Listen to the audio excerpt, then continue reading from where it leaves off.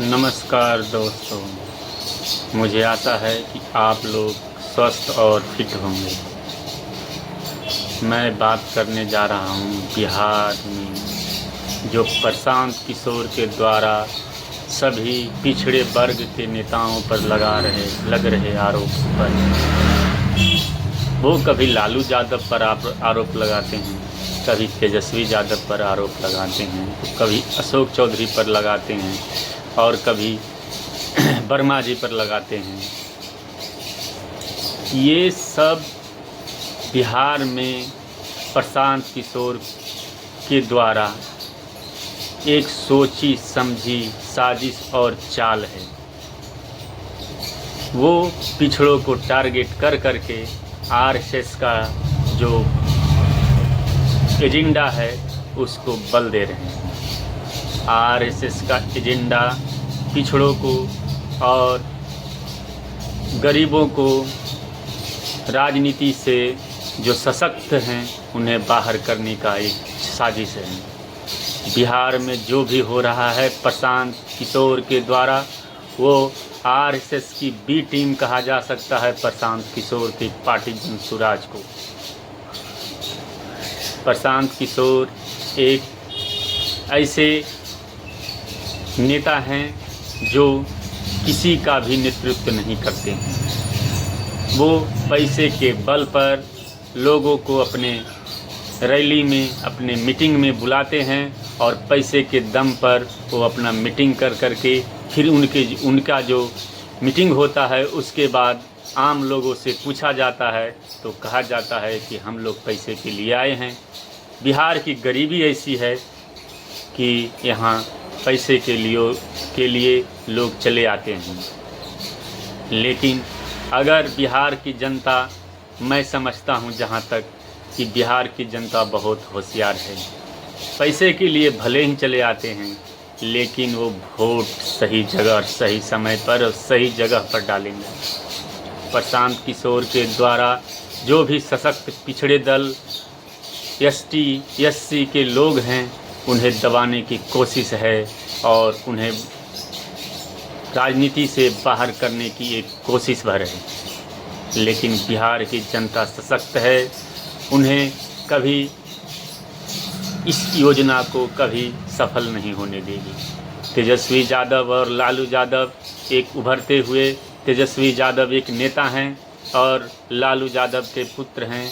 लालू यादव ने सिर्फ उनके पर आरोप लगा है चारा घोटाला का, लेकिन और कितने भी ऐसे नेता जो हैं जो बहुत से घोटाला कर गए हैं और वो अगड़े जाति के हैं लेकिन उन पर एक आरोप नहीं लगाते हैं। आजकल बाहुबलियों का ट्रेंड चल रहा है। वो बाहुबली कौन है? बाहुबली मतलब अपराधी। और वो एक बार भी नहीं प्रशांत किशोर अपराधियों के बारे में बोलते हैं, उन बाहुबली अपराधियों के बारे में जो अगले जातियों से आते हैं। मैं प्रशांत किशोर जी से पूछना चाहता हूं कि क्या आप ओबीसी, एसटी के लोगों को ही टारगेट करने के लिए आपने एक राजनीतिक पार्टी बनाई है? ये पैसा पश्चिम बंगाल से लिया गया है, ये पैसा केंद्र सरकार से लिया गया है जो उनके पार्टी के लिए एक सूत्रधार कार्यकर्ता बने थे और भारत में अराजकता फैलाने वाले का साथ ये दे रहे हैं। मैं मानता हूँ कि जन सुराज कोई पार्टी नहीं है, बल्कि जन सुराज एक पिछड़ों को दबाने के लिए एक राजनीतिक साजिश है। जन सुराज के लोग समझ जाएं कि ये प्रशांत किशोर जो है वो बिहार का भला कभी नहीं कर सकता है।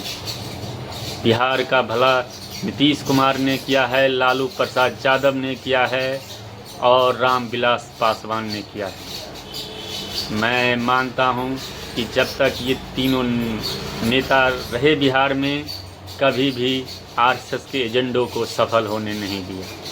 और अभी नीतीश कुमार थोड़ा सा उनका स्वास्थ्य ठीक नहीं है, इसीलिए ये आरएसएस का एजेंडा पर थोड़ा बीजेपी चलाने में आगे बढ़ाने में जो है सो अपना योजना को लागू करने में समर्थ हो सकी है। जहाँ जहाँ भी बीजेपी का विधायक अग्रणी जातियों का है वहाँ ओबीसी एसटी ओबीसी ओबीसी पर जुर्म हो रहा है और वहाँ के थानों में कोई भी कार्रवाई नहीं कर रही है। बीजेपी की अग्रणी जातियों की जहाँ बीजेपी का विधायक है वहाँ पर खुलेआम मर्डर हत्या सब कुछ हो रहा है।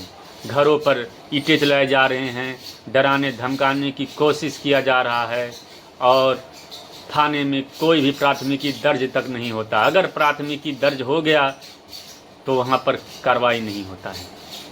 वहाँ के जो थानाध्यक्ष हैं वो चुपचाप गौन हो जाते हैं, कार्रवाई करेंगे नाम पर 3 महीना 4 महीना टालते हैं।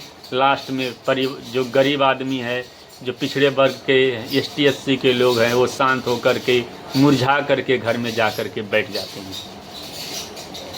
तो मैं आशा करता हूँ कि नीतीश कुमार इस बार जो मैदान में रहेंगे तो वो बीजेपी पार्टी पर लगाम लगाने की कोशिश करेंगे, लेकिन ऐसा मुझे लगता नहीं है कि बीजेपी बिहार में जो चुनाव हो रहा है वो बीजेपी के विधायक के ऊपर लगाम लगा सकेंगे।